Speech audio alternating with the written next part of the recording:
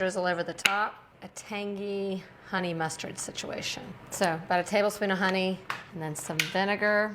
That always goes well with cabbage, and then some coarse grain mustard. Whenever you see kielbasa, you always see like a potent, whenever you see sausage or kielbasa, whenever you see kielbasa, oh my God. Whenever you see kielbasa or any kind of sausage, you always kind of see it with mustard. So coarse grain mustard here is a perfect match. Perfect. Pull out the sheet pan. Lots of caramelization. It smells so good. You can smell that Cajun seasoning in there, which is going to be a little spicy. We have a little sweet in our sauce. Just going to do a little drizzle here, and then you can do more when you know, for each serving. This is a perfect dinner to make extra and have leftovers, because you could eat this for a couple days. Add a little bit of freshness. You can do chopped dill or parsley. Remember, we only used 4 ingredients, so you could pick up a fifth ingredient, not a fifth. It's a big bite. It's the perfect balance of all the flavors. You get the smoky richness from the sausage, but then you get that tang from the sauce and that cabbage. The pierogies are just like a little pillow that absorbs all the flavor. Creamy in the middle. This is one of those combinations you might not have thought of, but it's definitely one you should try. And it's a 4-ingredient dinner that you can have on your table, start to finish, in under an hour. Winner, winner. Pierogi dinner. Have you ever made a salad on a sheet pan? Today's the day. This is a dinner salad, sheet pan BLT salad. It's so good. It was one of my first creations when I started working here. Forgot all about it until I was researching 5-ingredient dinners, and this is about to be that. So, BLT. The ingredients are B for bacon, L for lettuce, and T, tomato. Of course, it usually goes on bread, so we're gonna use a loaf of sourdough to make croutons. This really bulks up the meal. And then ingredient number 5, avocado. I'm going to make an avocado dressing. You could also just sub this ingredient for an avocado dressing, whatever's your favorite in the grocery store. So I'm using a thick cut bacon because I want some fat rendered out. I'm gonna use the fat to cook our bread for our croutons. When I get my bacon going, I'm gonna sprinkle it with a little pepper just to give it a little extra flavor. Cook that until it's crispy. The bacon's almost done, and when it comes out, I'm gonna toss this bread in there. I love using a rustic, hearty bread, like sourdough. That way it's got all those nooks and crannies to absorb that bacon grease, which is what you want. Crispy bacon, lots of drippings. Perfect. I'm gonna remove the bacon. Once it cools, we'll just crumble it up and put it on top of our salad at the end. And now in all those good drippings, we toss the bread. There are a lot of bacon drippings in there, but there's also a lot of bread, and it'll absorb all that flavor. I'm also putting the tomatoes in at this point. Just want them to soften slightly. It'll kind of bring out that natural sweetness in the tomato, a little salt and pepper. And they'll only cook as long as it takes the bread to toast, which isn't gonna be that long. I'll be sure all this gets evenly coated in that bacon fat. So this just goes back into the oven for about 8 to 10 minutes. 5th ingredient, remember you can do store-bought avocado ranch dressing or make your own.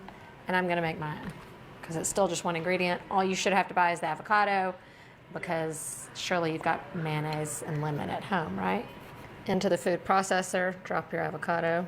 A little mayonnaise to make it creamy, and then a little lemon juice to thin it out a little bit so that we can drizzle it over, and then a little salt and pepper. And it really is not that hard to do, right? And then you know exactly what's in it.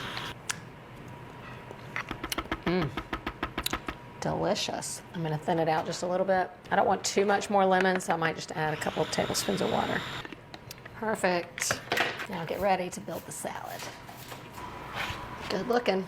All right, now our cold arugula brings the temperature of this down, makes it perfect. Give it a quick toss.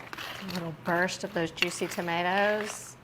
While it's BLT, it's very reminiscent of a panzanella. You can call it a sheet panzanella.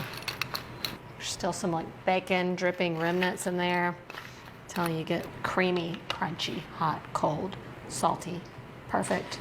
On goes our B to the L and to the T. And then the dressing. And I like to kind of zigzag it on there. It's kind of thick, but once you go to start taking your bites, it mixes in just like a ranch would. I gave you sheet pan BLT salad.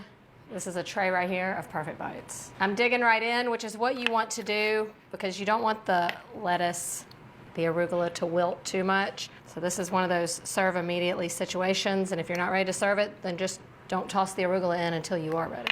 Give me another little drizzle. And then I just kind of like to toss it around. That's a perfect bite right there.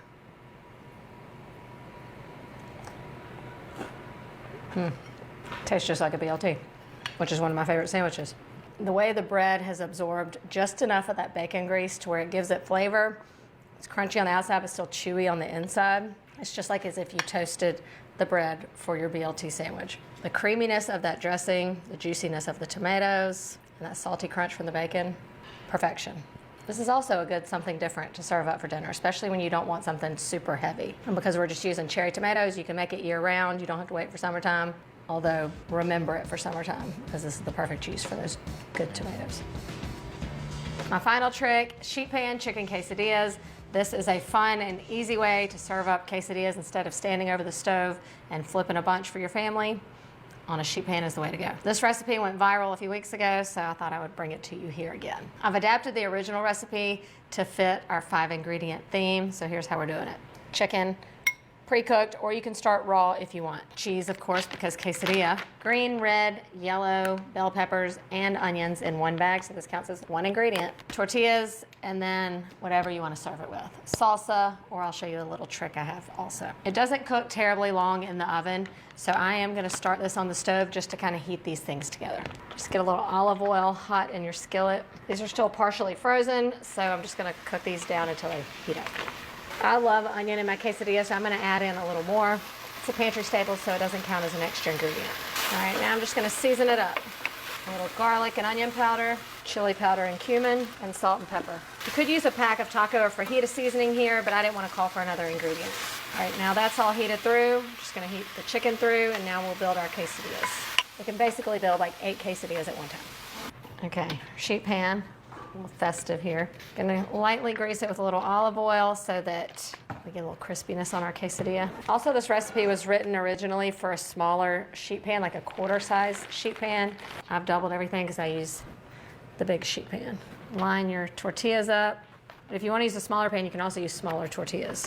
I like to put some cheese down on the bottom, down with our filling, and then more cheese. It's a good way to clean out your fridge too if you've got leftovers. Just throw it in a quesadilla.